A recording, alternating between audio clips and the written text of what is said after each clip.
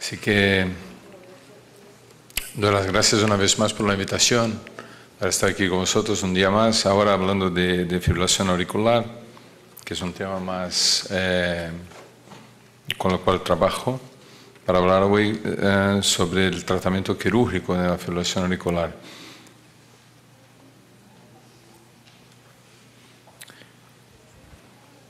¿Y por qué hablar del tratamiento quirúrgico en la fibrilación auricular? Porque la fibrilación auricular, como ya se ha comentado en otras clases, esa diapositiva ya ha sido enseñada ya. La fibrilación auricular es la arritmia más común en la práctica clínica, y si es común ahora, será aún más común, porque se espera un crecimiento de la ocurrencia de la fibrilación auricular dentro de los próximos años. O sea, si vemos muchos enfermos con fibrilación auricular hoy, vamos a ver muchos más en los años siguientes. Y además su tratamiento es complejo. El enfermo sigue teniendo crisis a pesar de las pastillas, de todos los tratamientos. Y lo que pasa es que la fibrilación auricular es una arritmia compleja, como eso también ya ha sido dicho. Y mire, yo no voy a decir nada de esto diapositiva, que es autoexplicativo. Yo me voy a quedar aquí unos 2 minutos para que ustedes vean aquí todo lo que tengo que decir sobre la fisiopatología de la fibrilación auricular. Bueno, eso es una broma porque es un lío. Yo traté de ser un poquito más simple, vamos, pero aún así es complejo. Lo que pasa es que la fibrilación auricular no es una arritmia. O sea, que cada paciente tiene su fibrilación auricular. Cada paciente tiene una característica distinta. Y aquí hay varios puntos, hay varios factores. En la fibrilación auricular hay factores electrofisiológicos, como acortamiento del periodo refractario, son importantes los canales iónicos, las conexinas, factores genéticos, pero también tiene factores hemodinámicos.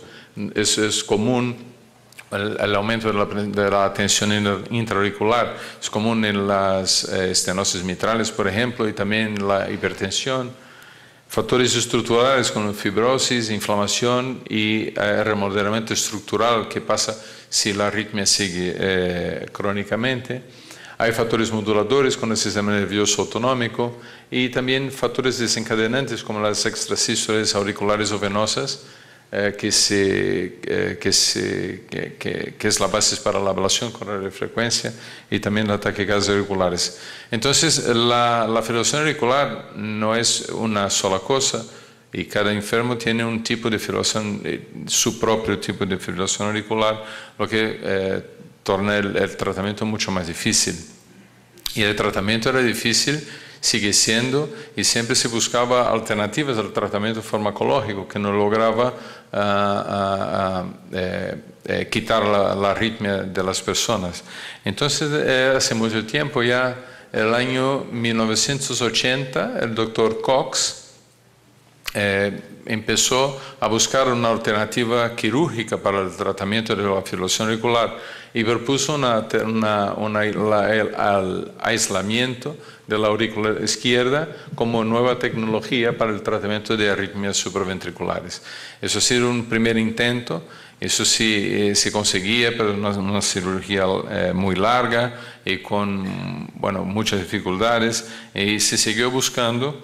Así que unos años después, algunos grupos como el del doctor Guiraudon en Canadá buscó, pues entonces hasta aquí se creía que el problema de la fibrilación auricular era que había unas ondas reentrantes por la aurícula y que se perdía la capacidad, la coordinación eléctrica. Entonces el doctor Guiraudon y sus compañeros pensaron, mira, pues si cortamos por aquí, y si dejáramos ahí solo un caminito por donde la electricidad podría bajar del nodo sinusal hacia el nodo auriculoventricular, pues se podría controlar la fibrilación auricular. Era un intento más para una opción de tratamiento no farmacológico para la fibrilación auricular. Pero por esas fechas también el doctor Cox siguió buscando alternativas e encontró una manera de hacer con también cortar y coser de una forma, creía él, impedir que hubiera tejido auricular suficiente para que para tener las reentradas, y con eso empezó a tener buenos resultados. Entonces la cosa ahí empezó ese año 91. Acordaos, aquí el seguimiento de la técnica, también del Dr. Cox, eso está publicado en el año 95. Entonces la técnica se siguió aprimorando y mejorando y con mejores resultados. Aquí es la cirugía que se proponía en esas fechas. También entonces decía cortar y coser. Se quitaba la aurícula izquierda. Eso está bueno para evitar eventos embólicos. Se quitaba la aurícula derecha y se cortaba por aquí, a lo largo de las venas pulmonares, hacia la vena cava superior. Se le hacía unas líneas aquí en la aurícula derecha también. Y bueno, y con algún resultado. Pero aquí teníamos limitaciones con el tratamiento cirúrgico. Con ese tipo de cirugía había muchas limitaciones. Por ejemplo, el procedimiento era muy complejo, el clamp de aorta y el tiempo de bypass eran muy largos, era una cirugía muy larga.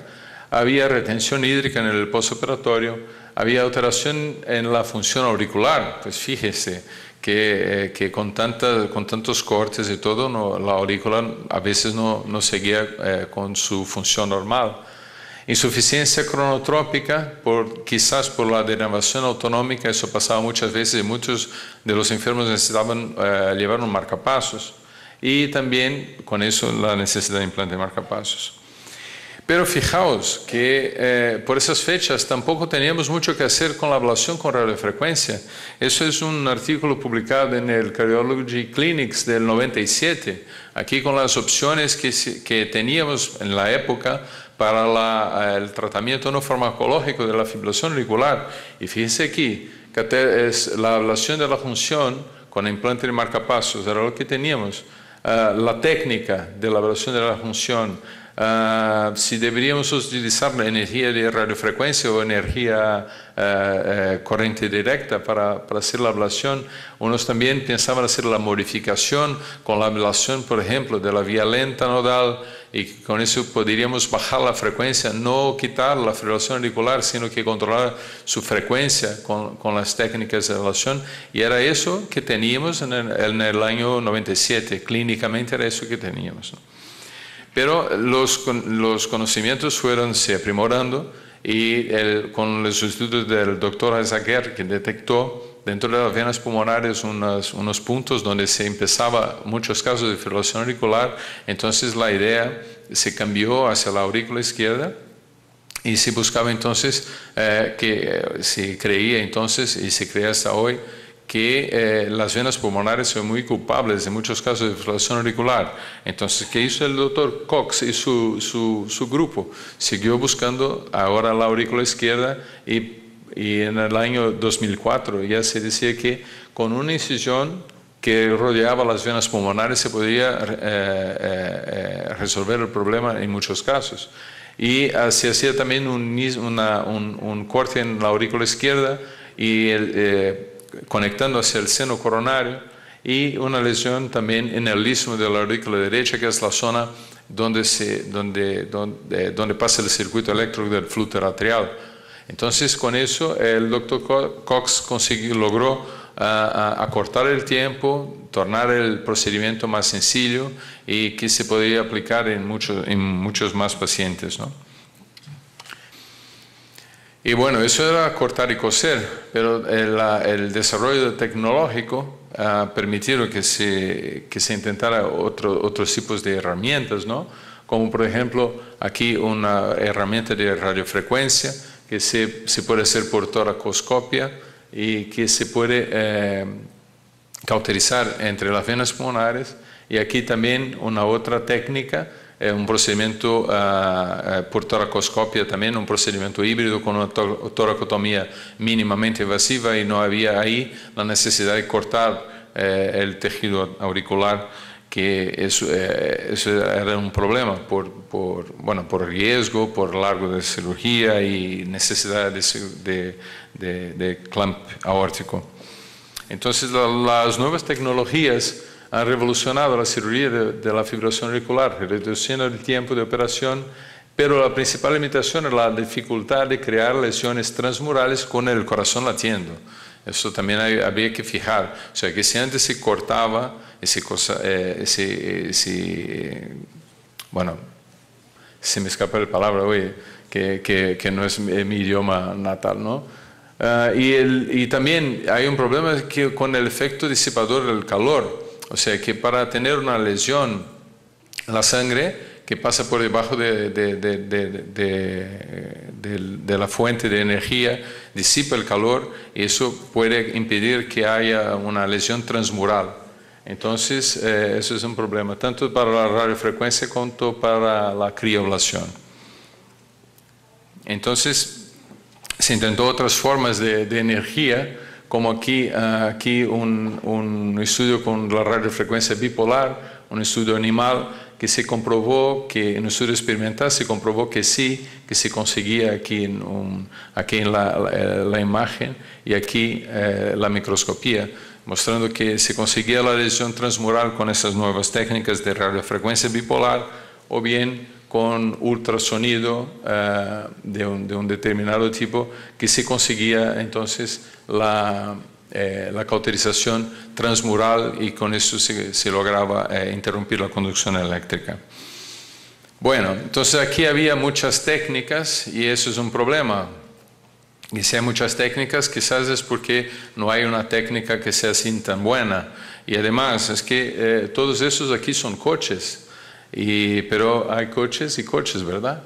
Entonces la cirugía también, hay muchas y quizás hay cirugías que son mejores que otras y a veces es difícil juntar todas ellas. En un metaanálisis, una revisión publicada en el año 2005 en el European Heart Journal, European Journal of Cardiothoracic Surgery, se juntaron 48 estudios con casi 4.000 pacientes con la duración aproximada de acompañamiento de 5 años y medio. El ritmo sinusal se mantuvo aproximadamente en 80% de los casos, pero aquí, fíjense en las diferencias. El Cox-Maze se practicaba más en pacientes más jóvenes, más fibrilaciones auriculares paroxísticas y sin cardiopatía. Y por otro lado, la ablación con radiofrecuencia quirúrgica o la crioablación se aplicaba más en la fibrilación auricular permanente, casi siempre concomitantemente con otra cirugía. Y en el año 2007, entonces los europeos y los norteamericanos hicieron ahí un consenso para el tratamiento quirúrgico de la fibrilación auricular y decían por esas fechas que la fibrilación auricular sintomática, los pacientes sintomáticos que van a otros tipos de cirugía cardíaca, pues entonces podría aprovechar la oportunidad y hacer la cirugía para el tratamiento de la fibrilación auricular. Algunos pacientes asintomáticos que van a cirugía cardíaca y que las lesiones para el tratamiento de la fibrilación auricular se les podría hacer con un riesgo mínimo y que había también espacio para la cirugía de fibrilación auricular sola, o sea, llevar al enfermo al quirófano solo para operarle la fibrilación auricular. Eso podría ser considerado en los pacientes sintomáticos que preferirían el abordaje quirúrgico o que también fallara en el procedimiento de la ablación con radiofrecuencia o que también no serían candidatos a la ablación con radiofrecuencia. Entonces había algunos pacientes que se podría proponer el tratamiento quirúrgico aislado. Mientras tanto, con el desarrollo, pues las técnicas de electrofisiología también se han evolucionado. Pero a veces se comparaba la ablación con radiofrecuencia por catéter y el tratamiento quirúrgico. Y los cirujanos siempre decían que el tratamiento, no sé por qué están haciendo eso, porque nuestros resultados son tan buenos. Y nosotros, electrofisiólogos, no nos creíamos. Hasta que el doctor Lucas Boersma, y con un grupo, incluso el doctor Josep Brugada de Barcelona, mi maestro, hicieron un estudio que comparó el tratamiento quirúrgico con un tipo de ablación con radiofrecuencia y resulta que la conclusión aquí es que en la fibrilación auricular con una aurícula izquierda dilatada y hipertensión con fallo de cardioversión, la cirugía era superior a la ablación con radiofrecuencia en estos pacientes. O sea, que de verdad que hay algunos casos que tenemos que llevar en cuenta que el tratamiento cirúrgico puede ser mejor que la ablación. Pero eso sí era verdad en algunos casos, y eso hace pocos meses se publicó ahora el consenso del 2012, donde se tiene ahora que aunque la cirugía de fibrilación auricular se ha realizado durante 2 décadas, son necesarios más ensayos clínicos multicéntricos prospectivos, porque sí, eso es verdad, que aquí la mayoría de los datos publicados son de un centro y no eran comparados, ¿no?, con otros tratamientos o sin tratamiento, para definir mejor la relativa seguridad y eficacia de los diversos instrumentos y técnicas quirúrgicas. Es lo que decía, que cuando uno habla de cirugía, habría que decir exactamente qué cirugía que se está proponiendo. Además, los cirujanos tienen que adoptar definiciones consistentes de éxito de procedimiento y metodología de seguimiento. Eso se cobró mucho de nosotros cuando empezamos a hacer las ablaciones de fibrilación auricular y que utilizábamos maneras de medir los resultados muy distintos entre un estudio y otro. Ahora se cobran también del cirujano. De formas que se recomienda hoy la ablación quirúrgica en fibrilación auricular para los pacientes sintomáticos con la forma paroxística o persistente, en enfermos sometidos a cirugía para otras indicaciones, eso lleva a la clase 2A, y la ablación quirúrgica sola se recomienda para la fibrilación auricular refractaria a fármacos, paroxístico persistente en pacientes que han fracasado la ablación con catéter o prefieren el abordaje quirúrgico, si es que hay alguno que prefiere, eso con clase 2B. Entonces la conclusión es que las técnicas quirúrgicas de ablación se han desarrollado y son una opción por causa de la limitada eficacia de la ablación y también, digo, del tratamiento farmacológico, claro. Las técnicas tradicionales de cortar y coser con incisiones o líneas de ablación siguiendo técnicas desarrolladas por Cox, como el MACE y sus modificaciones, son muy eficaces, pero requieren cirugía de corazón abierto y no se puede justificar fácilmente en el caso de fibrilación auricular aislada.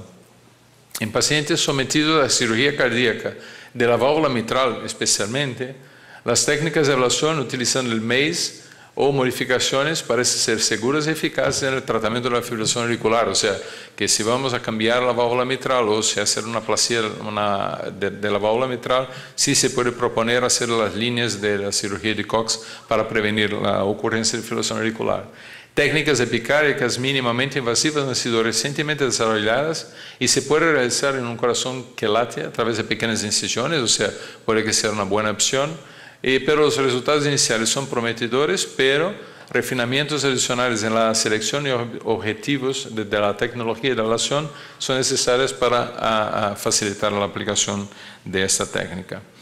El éxito a largo plazo de procedimientos aún se está estudiando, y cómo identificar grupos de personas que tienen más probabilidad de beneficiarse de esta forma de terapia tenemos que buscar. Y se necesitan ensayos controlados y autorizados para determinar cuál es el papel de las técnicas quirúrgicas para el tratamiento de esa enfermedad que de hecho es pandémica. Muchas gracias por su atención.